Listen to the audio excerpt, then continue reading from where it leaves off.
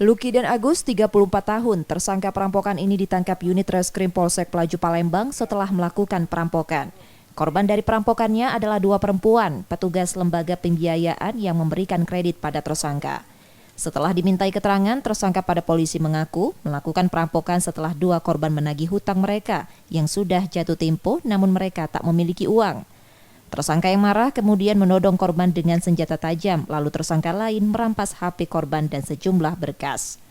Pinjaman yang dipinjam oleh satu orang pelaku yang jumlahnya 2.800.000. Kemudian pada saat di lokasi karena kepepet tidak bisa membayar, korban ditodong oleh pelaku.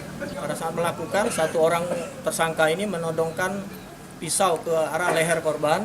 Dan pelaku satu lagi mengambil dua tas yang berisikan handphone, charger, dan berkas-berkas lainnya. Karena perbuatannya, tersangka terancam hukuman 10 tahun penjara dan masih ditahan di tahanan Polsek Pelaju Palembang. Yudi Kiswanto, Kompas TV, Palembang, Sumatera Selatan.